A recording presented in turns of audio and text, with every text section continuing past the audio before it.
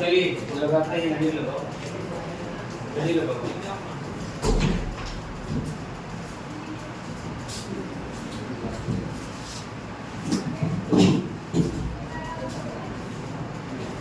देखो क्या पढ़ाई कर लो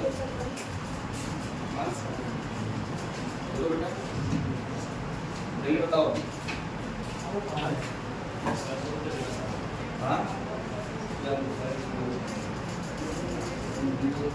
सुनो, बोर की कक्षा हमने निकाल दिया था ना, क्या बताया? बोर की कक्षा मैंने निकाल दिया था।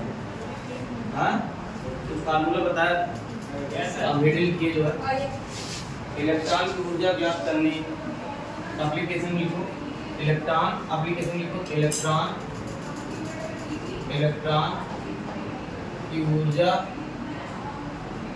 ज्ञात करने में, इलेक्ट्रॉन की ऊर्जा ज्ञात करने में एक लोग पीछे चले जाइए, देखो जो है इसमें लिखा है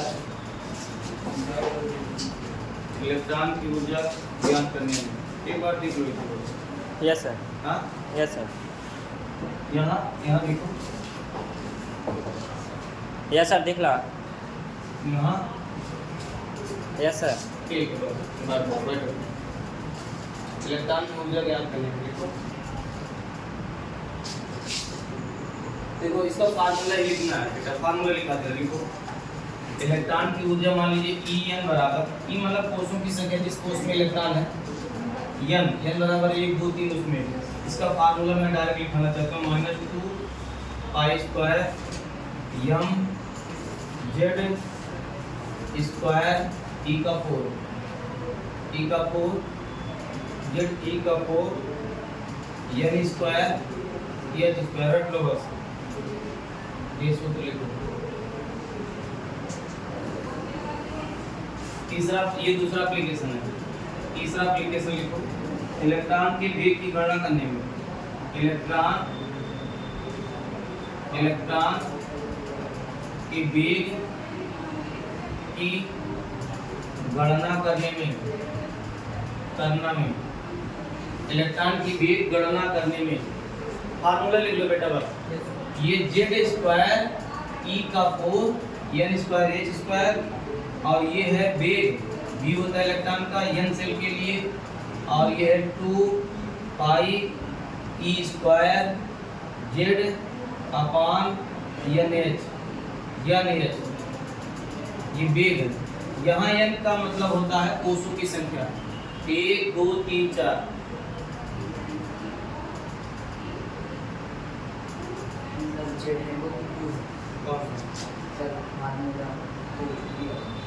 sir 2 pi e square Z B वाले में 2 pi square e square, 2 pi e square Z upon n H.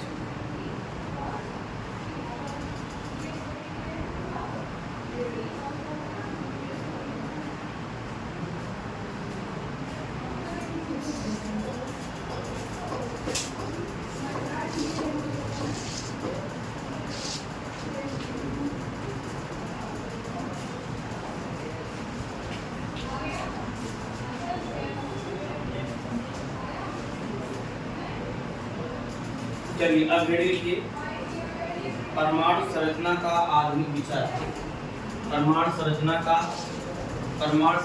आधुनिक विचार, परमाणु संरचना का आधुनिक विचार, परमाणु संरचना का आधुनिक विकास।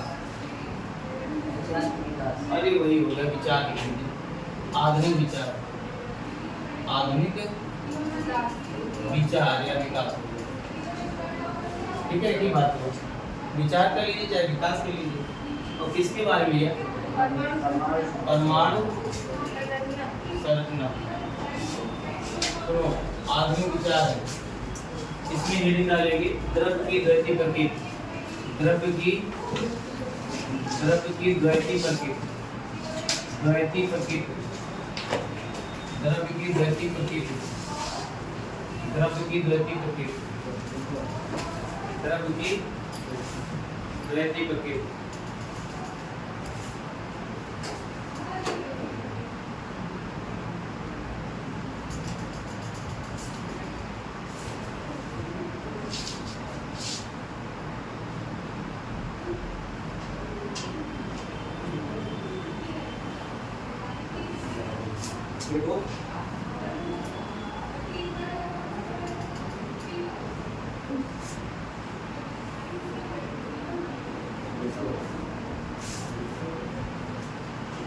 देखो वैज्ञानिक आइंस्टीन द्वारा बताया गया कि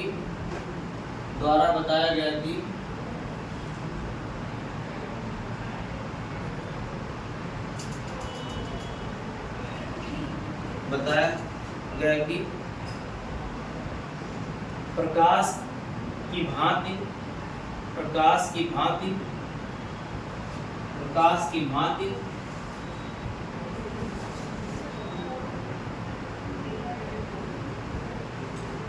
द्रव्य के दो गुण होते हैं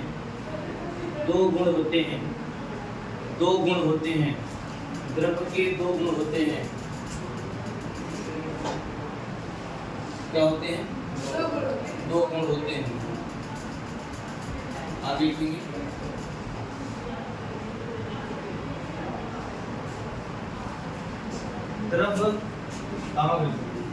द्रव्य तरंग के साथ कणों का गुण प्रदर्शित करता है।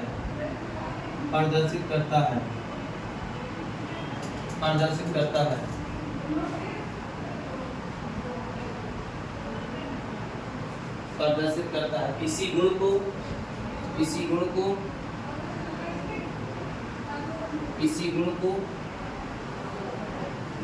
द्वैती प्रकृति कहते हैं।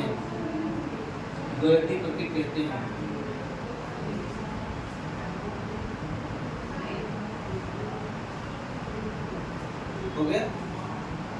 क्या कहते हैं? सुनो, जहाँ देखो एक्चुअली क्या है ना, द्वैती की प्रकृति को और भी जानना है जरा, कि जैसे इलेक्ट्रॉन है, क्या है? इलेक्ट्रॉन अगर देखोगे तो इलेक्ट्रॉन आपका एक सूक्ष्म कण है, तो कण की तरह जो है वो कण तो है ही है, और साथ साथ उसमें तरंगों का भी गुण क्या है? तो जिसमें जो है दो गुण पाए जाए, दो व्यवहार हो, क्या हो? दो व्यवहार, उसी कहते हैं द्वैती प्रकृति। क्या कहते हैं? अगर हम मान लेते हैं द्वैती प्रकृति क्या है, ड्यूल नेचर क्या है, तो द्वैती प्रकृति का मतलब देखिए द्वैती प्रकृति का मतलब होता है ड्यूल नेचर।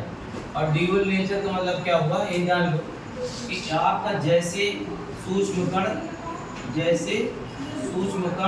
और सूक्ष्म कण में हमने ले लिया इलेक्ट्रॉन। क्या ले लिया? इलेक्ट्रॉन ले लो। इलेक्ट्रॉन बेटा कण है, इलेक्ट्रॉन क्या है? और इलेक्ट्रॉन तरंग भी क्या है? तरंग भी। और कण जो है देखो, कण का जो है, कण मतलब जो है इलेक्ट्रॉन का मास होता है। क्या होता है? और मास के साथ अगर आप देखना चाहते हैं तो इलेक्ट्रॉन में जो है तरंग मतलब इसकी जो है आवृत्ति भी होती है। क्या होती है? फ्रीक्वेंसी भी होती है। बताया गया है, पहले बताया गया। अरे जब सनलाइट आप पढ़ रहे थे, स्पेक्ट्रम पढ़ रहे थे, उसमें जिक्र किया गया था, अगर कोई भी आपका कण है, उसमें कण की तरह तो वो है, द्रव्यमान अगर है तो उसका कण है, और वह कण तरंग का भी गुण रखता है। क्या करता है?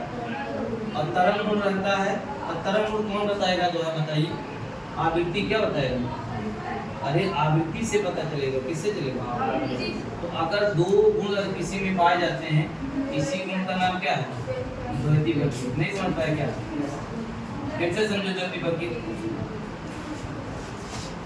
कोई भी द्रव्य है, द्रव्य ही नहीं, भारी कण के अलावा छोटे भी कण अगर है, जैसे इलेक्ट्रॉन, तो इलेक्ट्रॉन में दूसरा कैरेक्टर है।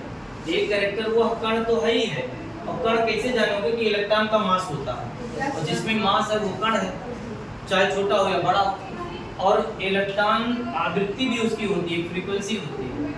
बस मतलब अगर फ्रीक्वेंसी है तो तरंग भी क्या है? तो अगर जिस भी पदार्थ के अंदर दोहरा कैरेक्टर आपको देखा गया, उसी का नाम क्या होता है? तो आप कह सकते हैं द्रव्य कण की तरह तो व्यवहार करता है, साथ साथ तरंगों का भी गुण दर्शाता है। इसी को हम क्या कहते हैं? द्वैती प्रकृति कहते हैं। समझ में आया कि नहीं?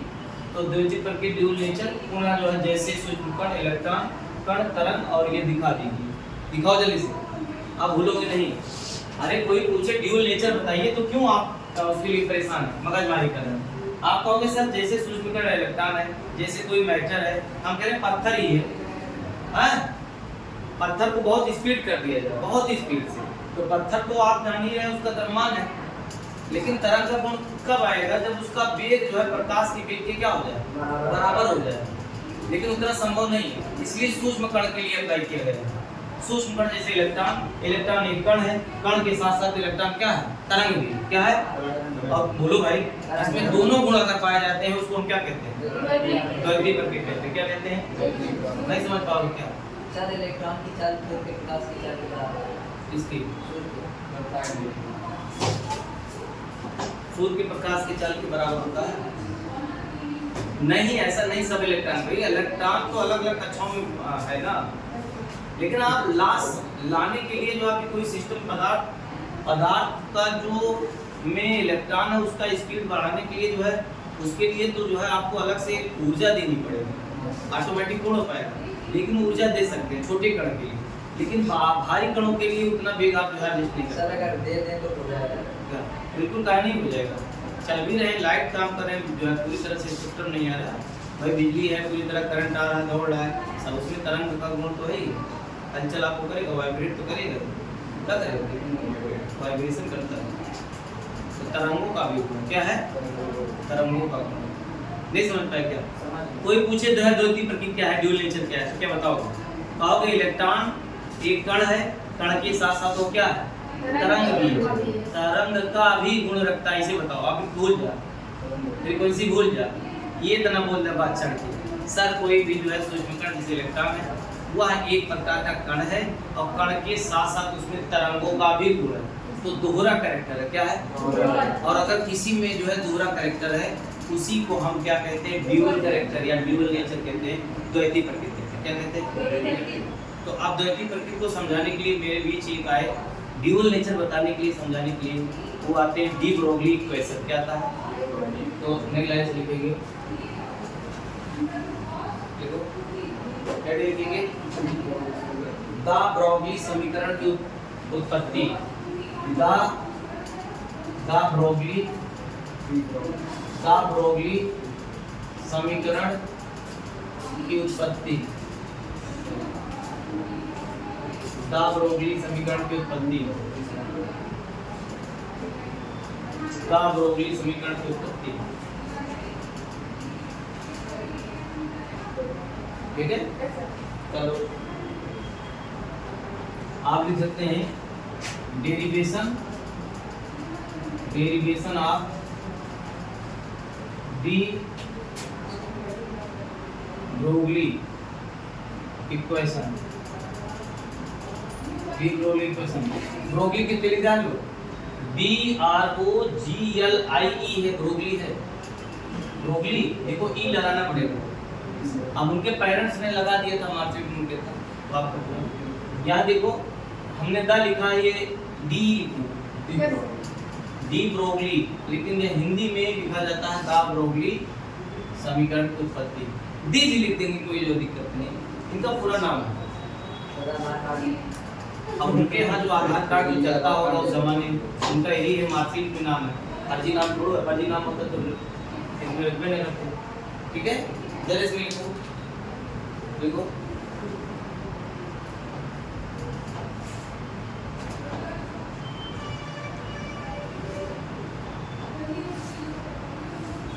देखो प्लांक क्वांटम सिद्धांत के अनुसार, प्लांक क्वांटम सिद्धांत के अनुसार, प्लांक क्वांटम सिद्धांत के अनुसार, प्लांक क्वांटम सिद्धांत के अनुसार, प्लांक क्वांटम सिद्धांत के अनुसार।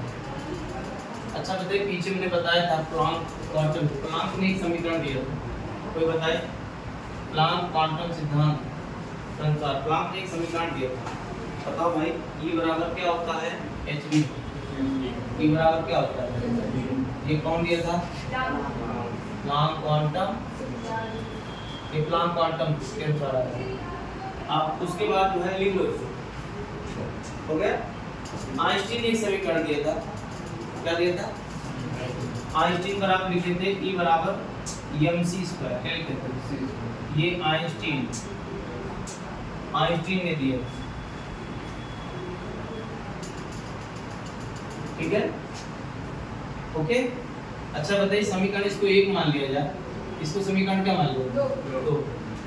तो समीकरण एक का पक्ष क्या है? बराबर है। तो ये भी आप कर सकते हो, यानी कि क्या सकते हैं? हाँ एचनी बराबर या कोई भी लिख सकते हैं, एक पर लिख दो एचनी बराबर एमसी स्क्वायर। नोट करो एचनी बराबर एमसी स्क्वायर।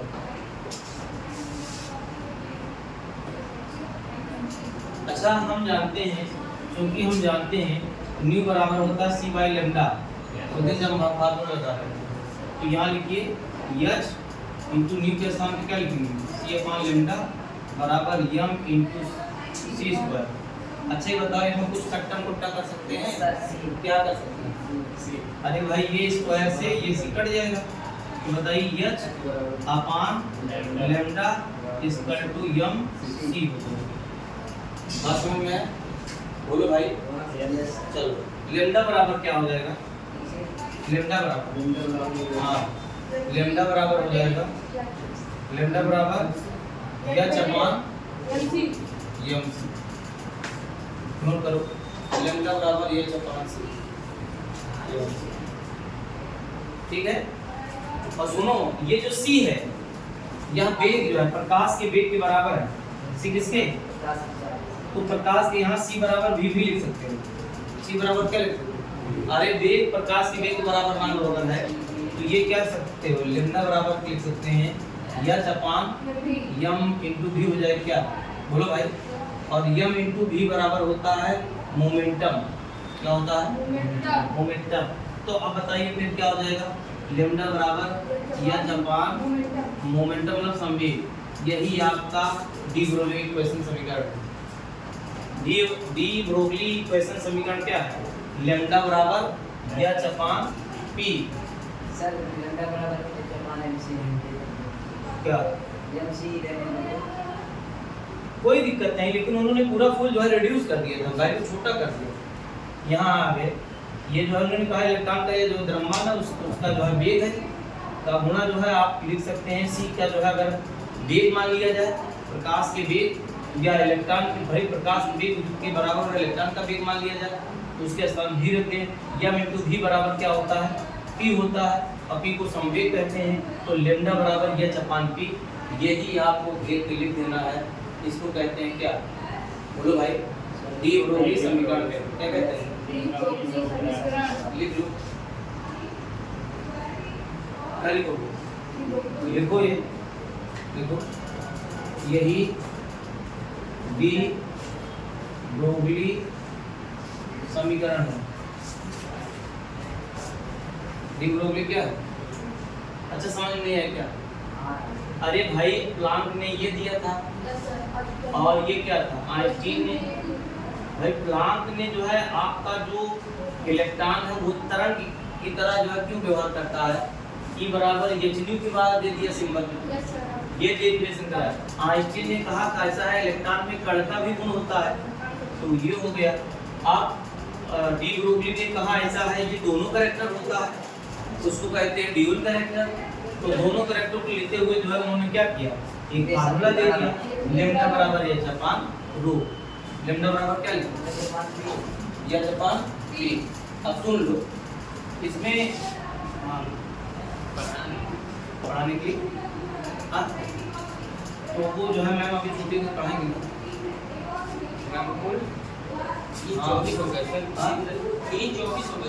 अभी तो बायो वाले ही तो छोड़ रहे हैं, 3 तक तो छोड़े हैं। 10 मिनट बैठिए आप तो 3-13 छोड़े हैं। कितना हो रहा है? 20-25 हो रहा है। हाँ 3-25 तो मैडम कह दी छोड़ दे और फिजिक्स पढ़ लीजिए, वहीं पढ़िएगा आगे बता दीजिए। अच्छा ये बताइए ये समीकरण समझ में आया कि नहीं? हमने ये खेलिंग बताया मारे मारे तुम लोग पढ़ रहे हो इतना जो मारे मारे एकदम पढ़ रहे हो, जान नहीं है, जान ही नहीं है। द्वैती प्रकृति क्या बताओ? किसी भी पदार्थ में अगर दोहरा कैरेक्टर वो कण भी हो तरंग भी हो, लेकिन पदार्थों में संभव नहीं है। हम कहते पत्थर है, पत्थर से मरबा कण है, दीवार तो गिर जाए, क्या पत्थर ये इसी से डांस कर जाए? उसका वजह क्या? उसकी स्पीड क्या है? कम है। आप अगर उसका स्पीड बढ़ा दोगे तभी तरंग हो पाएगा। स्पीड ज़्यादा होनी चाहिए, तभी वो जो है मूवमेंट करेगा, ऐसे ऐसे करेगा इस तरह से, ठीक है, चलेगा। तो दोहरा कैरेक्टर बताने वाला व्यक्ति कौन था? De Broglie. कौन था? एक समीकरण उन्होंने किया, ये बताया। नई लाइन लिखेंगे, जहाँ P संवेग है, जहाँ P संवेग है, जहाँ P संवेग है, जहाँ P क्या है? संवेग है। लैम्डा लिखो, लैम्डा तरंगदैर्घ्य, लैम्डा तरंगदैर्घ्य, लैम्डा क्या है? तरंगदैर्घ्य, जो तरंग का एक गुण है, जो तरंग का एक गुण है, देखिए यम एक द्रव्यमान है, यम एक द्रव्यमान है जो कण का गुण रखता है, जो कण का गुण रखता है, द्रव्यमान है जो कण का गुण रखता है। हो गया बेटा? अच्छा बताइए, क्वेश्चन आ जाएगा छोड़ छाड़ के लिए, हुआ क्या आएगा? जो है आपसे पूछेगा कि द्वैतिक प्रकृति क्या है, तो बता लोगे कि नहीं बताओ? Yes sir. हाँ, द्रव्य का द्वैतिक व्यवहार बताओ, तो क्या बताओगे? बता देंगे। द्रव्य में कण तथा तरंग दोनों के गुण होते हैं, इसी गुण को हम क्या कहते हैं? द्वैतिक प्रकृति कहते हैं। और एनसीईआरटी पेज नंबर अगर जो है 200 पेज नंबर 49 पे जाएंगे तो ये देखिए लैम्डा बराबर यह चपान mv और बराबर यह चपान रो आया है। लेकिन ये कैसे आया है? रो मतलब p संवेग, संवेग आया है। और इस संवेग का जो है कैसे आया मैंने ये भी बता दिया, यहाँ सिर दे दिया है इसीलिए तो मैंने इसको बता दिया, ठीक है। अब आता है एक और जो है आपका, ठीक है, न्यूमेरिकल आता है। क्या आता है? तो चलो न्यूमेरिकल लिखो, न्यूमेरिकल लिखो। अच्छा बताइए, द्वैतिक प्रकृति समझ करते हैं? क्या बताओ सर, जिसमें कण और तरंग दोनों का कोई भी द्रव्य जिसमें दो गुण होते हैं, कोई भी द्रव्य क्या होते हैं? दो गुण होते ही हैं उसमें। क्या? कण जो है तरंग का गुण दर्शाता है, क्या? कण। इन दो व्यवहार होने के कारण इसे हम क्या कहते हैं? इसी व्यवहार कारण इसीलिए जो है आता है ड्यूअल, जो है सिम कार्ड या मोबाइल आता है। क्या इसमें ड्यूअल मोबाइल है? ड्यूअल का मतलब क्या है? डबल सिम कार्ड वाला। पहले एक सिम कार्ड डाला था बहुत पहले, धीरे धीरे, और फिर पिछवा मार गया था 3 सिम, 4 सिम, एक मोबाइल में चारों चला था साथ। सोचिए कैसे सिस्टम जो है बना रहे हैं, हम नहीं जानते हैं। अब मुझे नहीं पता है इतना, मैं कोई कंप्यूटर लेकर बैठा नहीं हूँ, हमको केमिस्ट्री फुर्सत ही नहीं। 0.1 लिखो, 0.1 केजी द्रव्यमान, केजी द्रव्यमान, द्रव्यमान और 10 मीटर पर सेकेंड वेग से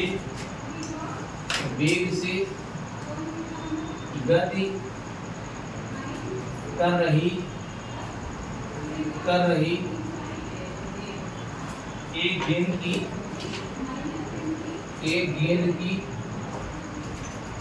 गेंद की तरंग दैर्घ्य क्या है? तरंग दैर्घ्य क्या है?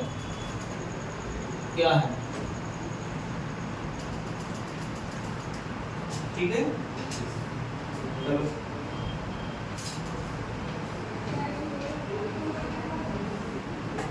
हो गया बेटा।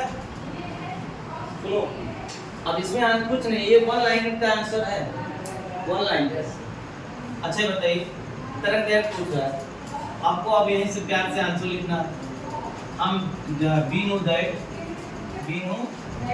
इतना अंग्रेजी इसके ऊपर कठिन नहीं बताओ। वी नो दैट अगर लिखते हैं तो घबराहट होगी, तो डिप्रेशन बीमारी कोई नहीं ना, हम जानते हैं भारत में इतना कोई अंग्रेजी बोलता है उसकी शादी भी क्या होती है, इसलिए डर से मत बोलिएगा। अंकल वी नो दैट मैं जानता हूँ, नया लड़का बहुत पढ़ा लिखा है, हाय बोल दीजिए, गुड मॉर्निंग बोल दीजिए, गुड नाइट बोल दीजिए, इतने इंग्लिश काम है। अब देखिए डी ब्रोगली ने क्या समीकरण दिया था? लैम्डा बराबर तुरंत भूल गया था, यह जापान एच अपान पी, और अब पी बराबर होता है एन इंटू वी होता है कि नहीं? तो हम यहाँ इंटू वी लिख दे रहा हूँ। और एच क्या है? एच बेटा प्लांक कांस्टेंट क्या है? नहीं जानते हैं तो जान लें, प्लांक कांस्टेंट, इसकी वैल्यू भी जान जाइए। एच का जो प्लांक कांस्टेंट की जो वैल्यू होती है 6.626 इंटू 10 की पावर माइनस 34, ठीक है, 34 joule second, joule second unit, joule second ये यूनिट होती है। अच्छा बहुत बढ़िया। अच्छा लेमडा बराबर क्या हो जाएगा? एच का मान बताओ 6.626, या दिया नहीं रहता, याद करना पड़ेगा। बोलो प्लांक कांस्टेंट की वैल्यू कितना होती है? 6.626, तो ये सब बात पढ़ ले होता है। प्लांक कांस्टेंट का बताओ 6.626, बहुत बढ़िया 34। अच्छा बटे इलेक्ट्रॉन का द्रव्यमान क्या है? देखो 0.1 और गुणे 10। अब इसका सॉल्व करेगा। एक मिनट सर आप कहाँ रख रहे हैं? कहाँ रख तो बताओ कहाँ रखना सही है। अच्छा ये बताइए, ये पॉइंट हटाओगे तो क्या आएगा? हाँ हट जाएगा, तो आंसर क्या आएगा? सर वही आ जाएगा। हाँ?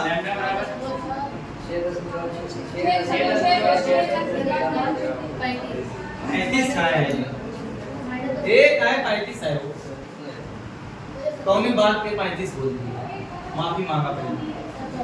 अरे भाई 10 से गुणा करवा, 1 यहाँ आई ना, सुनेगा एक मिनट, 1.1 गुणे 10 करवा कितना है? 10 एकदम 10 तो होए, एक अंक बाद 10 लगवा ही ना, ये एक के मतलब नीचे एक लिखा और एक से भाग दोगे तो लेमडा का मान 6.626 10 माइनस 34 जूल, जूल सेकंड नहीं वो तरंगदैर्घ्य आया ना, तरंगदैर्घ्य की यूनिट क्या होती है? हाँ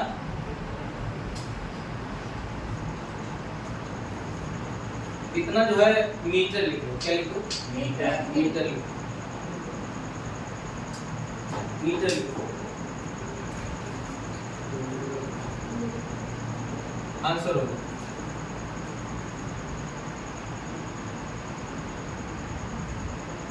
हो गया।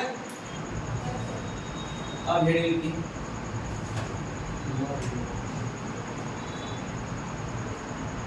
हेडिंग की हाइजेनबर्ग का निश्चितता का सिद्धांत, हाइजेनबर्ग का निश्चितता का सिद्धांत, हाइजेनबर्ग का निश्चितता का सिद्धांत, हाइजेनबर्ग का निश्चितता का सिद्धांत,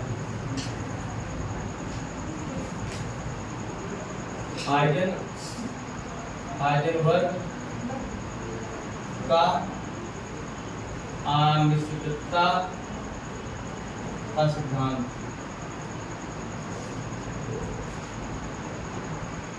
Heisenberg uncertainty principle, Heisenberg uncertainty, Heisenberg ये Heisenberg uncertainty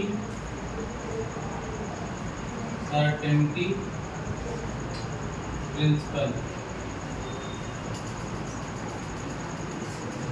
Heisenberg uncertainty principle देखो।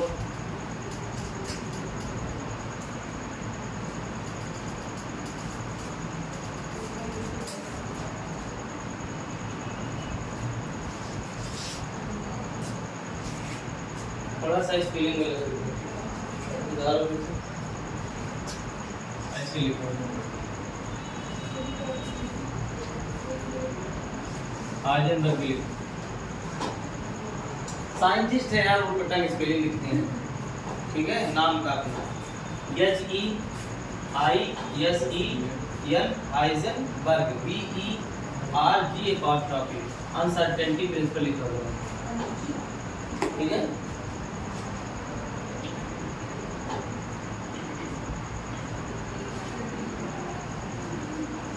देखो देखो हाइजेनबर्ग ने 1927 में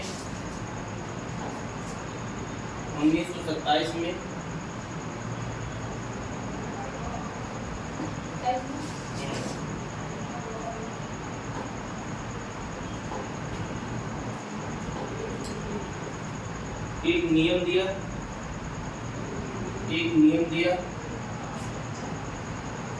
जिसे हाइजेनबर्ग का निश्चितता का सिद्धांत कहते हैं,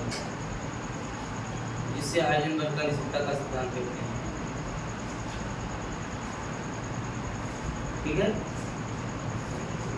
अब सुनो, इन्होंने क्या दिया था, डबल इन्वर्टेड कॉमा लिखेंगे, क्या लिखेंगे, स्क्वायर ब्रैकेट इसे लगाएंगे प्यार से। आप यहाँ से लिखो,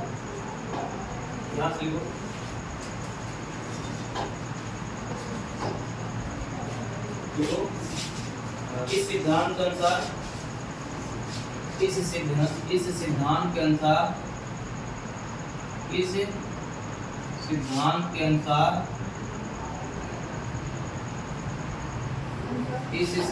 के अनुसार किसी गतिशील सूक्ष्म कण जैसे इलेक्ट्रॉन, प्रोटॉन आदि की स्थिति व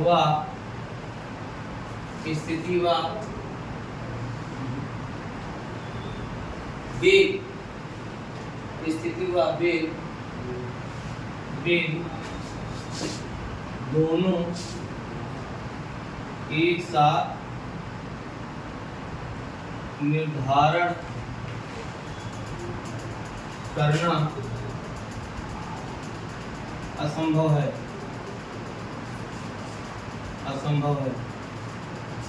दोनों एक साथ निर्धारण करना क्या है, संभव है,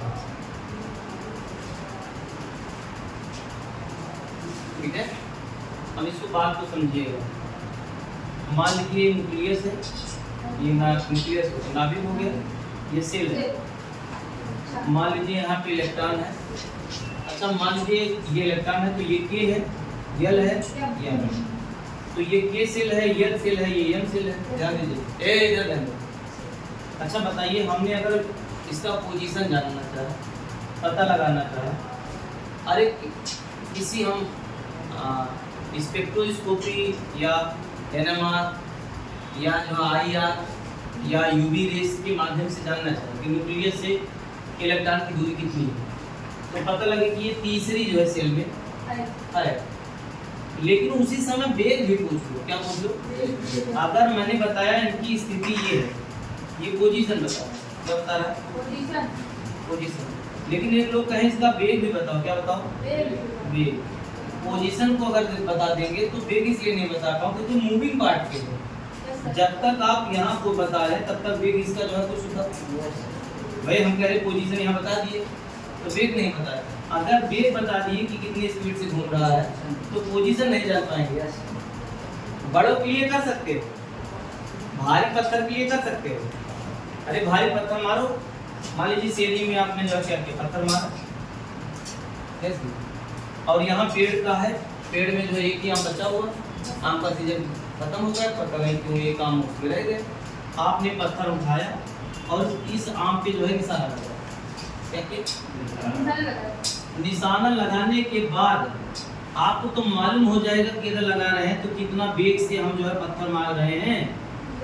नहीं मालूम होगा क्या, बहुत तेज मार देगा तो पेड़ और क्रॉस कर जाए यार। आपको तो दूरी मालूम होगी कि कितना दूर लगेगा,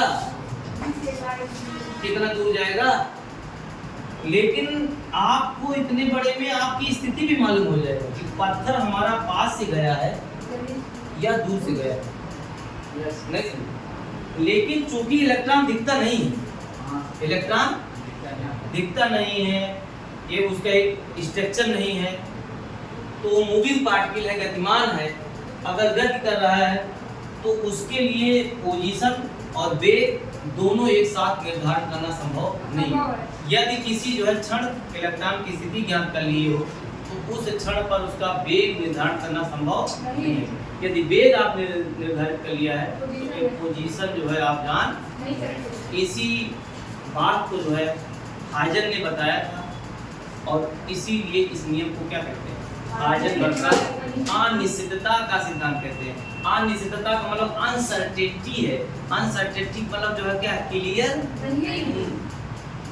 अरे हम कहते हैं धूल उठाओ, ये धूल उठा रहे, ये देखो धूल ये लगा है, हमने धूल को फेंक, हम मान लो धूल यहाँ पड़ गई, हमने ये मालूम किया इतनी स्पीड से इसको जो है धूल के कण को फेंका, लेकिन आप वहां बैठ के आप यहाँ से आप पोजीशन नहीं देख बता पाओ कहाँ धूल जो है ज्यादा पड़ी हुई। हम तो इसके लिए छोटे कण की बात कर रहे हैं, इलेक्ट्रॉन इससे भी छोटा। तो हाइजन यही बात कह रहे हैं कि हाइजेनबर्ग का सिद्धांत बड़ा इंपॉर्टेंट है।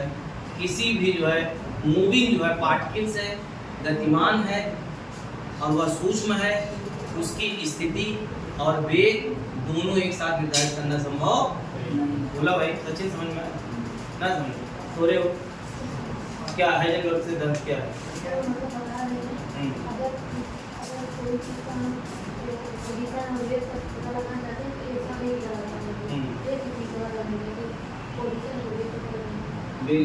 बिल्कुल सही जवाब। इसका मतलब क्लियर हो गया, दिमाग में आ रहा, ठीक है।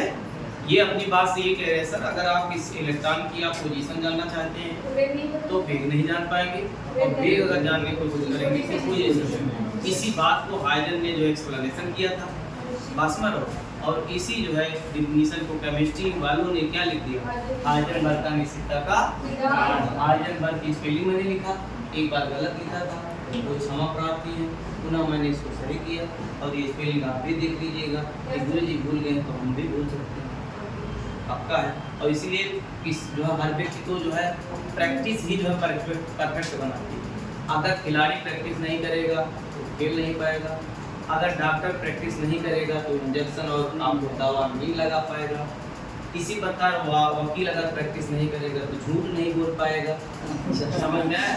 नेता बोलने की प्रैक्टिस नहीं करेगा तो वोट नहीं पाएगा, क्योंकि भोगाली आदमी बनने के लिए तमाम उटपटांग की रचना आपको आना चाहिए। मास्टर अगर रोज नहीं पढ़ाएंगे तो वो भी भूल जाएंगे। इसका मतलब दुनिया में सब लोग बोलते हैं, कोई बचा नहीं। तो इसके लिए आपको जो है पढ़ना पड़ेगा, ठीक है। इसमें और आगे लिखेंगे, आगे लिखो, आगे लिखो क्या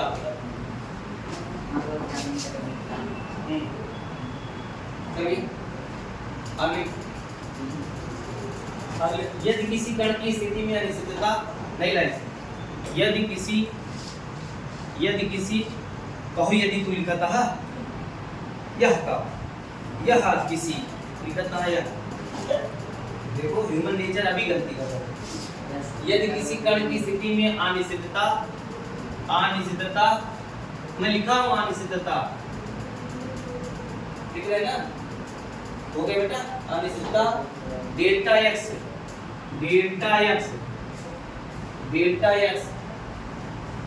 क्या है, डेल्टा एक्स, और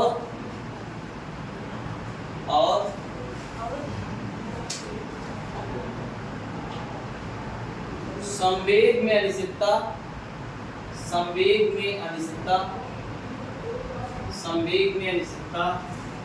डेल्टा पी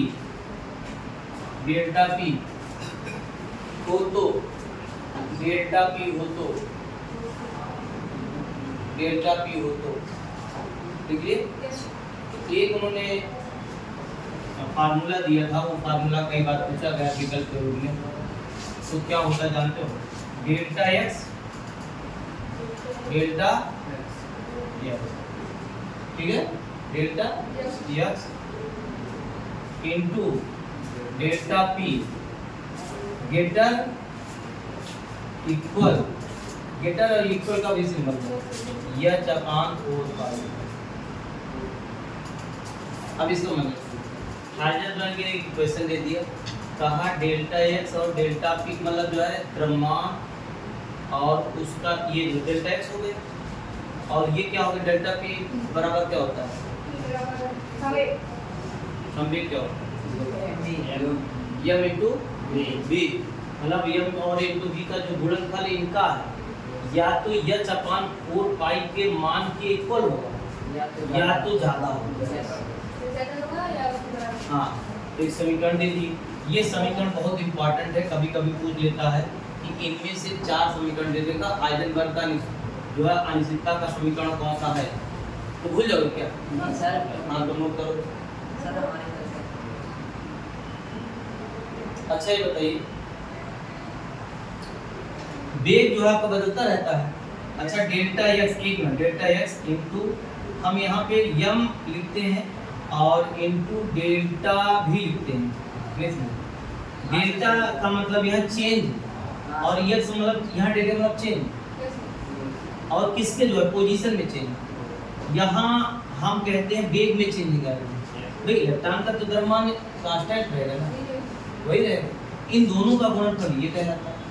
तो इसका मतलब ये इक्वल एच अपान 4 पाई, कहीं कहीं ये भी दिया है हाइजेनबर्ग का सूत्र है। ए यहाँ देखो शरारत न करो, हम लोग दोनों समय आज 17 साल के हैं, समझेगा 8 बार ऊपर हो गया। हाँ बहुत जने जवान से कहा था, वो भी 17 साल के थे। ज्ञान बांटते बांटते उनका बाल क्या हो, तो ये मत सोचिए कि वो जवान नहीं, कहते थे कैमरा तोड़ ताड़ दे। अब जाने ज्ञान नहीं बांटते। अब सुनो, इसको घेर लो, घेरो घेर दो, कहीं लिखा रहेगा तो ये भी हाइजेनबर्ग का फार्मूला है। कभी कभी ऊपर ना देख के नीचे वाला दे दिया, अब कहोगे और एक चौथा विकल्प बना दिया इंग्लिश कोई नहीं, इंग्लिश कोई नहीं मारो, तो ये वाला गड़बड़ा जाएगा। क्या द्रव्यमान जो है निश्चित है, वेग तो आप चेंज कर सकते हैं। इसका कहाँ है, एक मिनट, कहाँ निश्चित निश्चित हो जो है ओलंपिक का खेल हुआ, वो लड़की लाती ना बेटुए तो बढ़िया उसका। अरे सर हम द्रव्यमान की बात तो क्या और क्या जो है हम किसकी बात कर रहे हैं,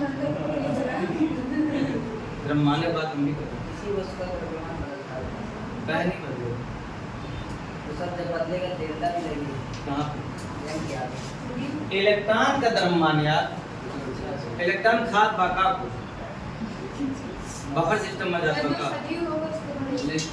सजीव है निर्जीव का भी बढ़ जाता है, लेकिन इलेक्ट्रॉन इतना हल्का है, तो सभी पदार्थ में इलेक्ट्रॉन है ही तो है, इलेक्ट्रॉन के अलावा और कुछ रहेगा या घट इलेक्ट्रॉन मोटा मोटा ये का ओके तौल के पास इलेक्ट्रॉन का द्रव्यमान क्या है, ठीक है, और कितना है 9.1 × 10⁻31। लेकिन वेग को आप घटा बढ़ा सकते हैं भाई, लाइट दे दिए ज्यादा स्पीड दे दिए तो वेग तो क्या होगा बढ़ गया, स्पीड बढ़ गया, लेकिन का उसका द्रव्यमान थोड़ा बदल जाएगा, द्रव्यमान में नहीं समझ पाए क्या? गाड़ी की स्पीड बढ़ा दोगे क्या, गाड़ी जो है बुलेरो से जहाज हो जाएगी, क्या रहेगा, बस उसका वेग चेंज हो जाएगा, समझ में? ये चीज है। चलिए आगे लिखो, एक मिनट और आपको करना, इसमें कुछ है इधर उधर कर सकते हो, इसमें क्या डेल्टा एक्स इंटू डेल्टा भी ग्रेटर इक्वल एच अपान 4 पाई इंटू यम। कौन लो ये भी दिया गया था, एक जो है नीट में एक बार ये भी पूछ दिया, सब ना दे रही ये वाला दे दो, चाहे इनमें से हाइजेनबर्ग का सूत्र क्या है और ये दे दिए, एक चीज ये क्या इनमें से कोई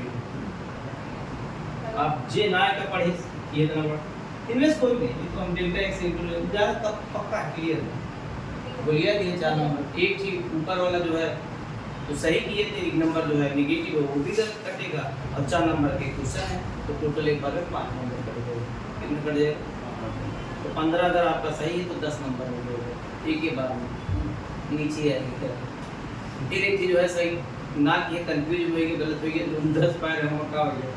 हाँ अच्छा है कितना है हाँ और फिर तुम माइनस में चला जाओ सही सही में। इसलिए एग्जाम को आपको क्वालिफाइड करने के अब लिखो जहाँ जहाँ डेल्टा एक्स स्थिति में परिवर्तन में अनिश्चितता स्थिति में अनिश्चितता ये लिखा गया स्थिति में अनिश्चितता लिख लिए। हाँ आगे लिखिएगा डेल्टा भी वेग में अनिश्चितता हो गया। डेल्टा पी संवेग में अनिश्चितता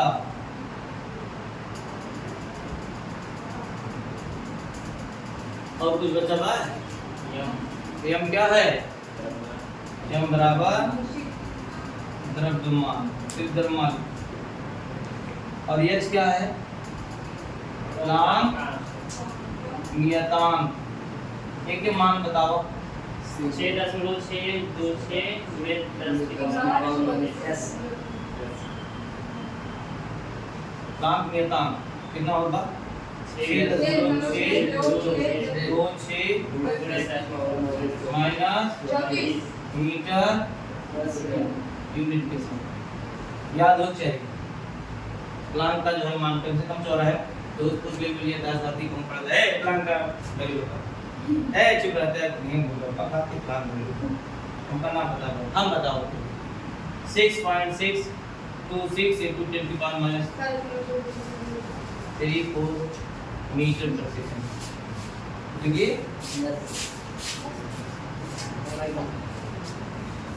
क्या हो गया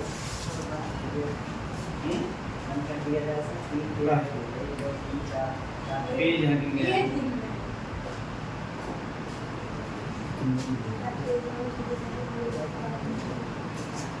अब सुनो एक क्वेश्चन घर से करके ले आना। हाँ सर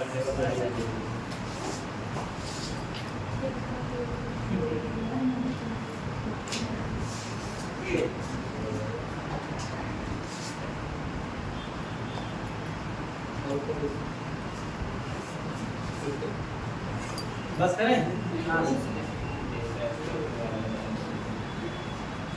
इसमें कुछ करना है लेकिन दो हेडिंग बहुत इंपॉर्टेंट है ये बोर्ड में आता है बोर्ड तो मतलब हाथ कर लेंगे आप लिख लीजिए गति प्रकृति आएगी आयतन प्रकृति दोनों में से एक चीज जरूर है हाथ हमारे होगा पैसा ना रहे लिख डाले ना एक पढ़ा दिए जो बता रहे छोटा रोका गाँव पूछ काट के बाथरूम जाए देख के ये सब नहीं है ठीक है पढ़ के आना और यहाँ क्लियर कर लो तो 3 बार पढ़ोगे 4 बार पढ़ोगे लिखोगे तो क्लियर हो जाएगा। जैसे खेलो जो है मस्ती करो गाना वाना चला जो है बढ़िया जो है एकदम साउंड के साथ लिख लो शाम को दिमाग पढ़ो और फिर विद्यार्थी वाला गुण आपके अंदर थोड़ा बहुत रहे तब आप बहुत आगे निकलेंगे।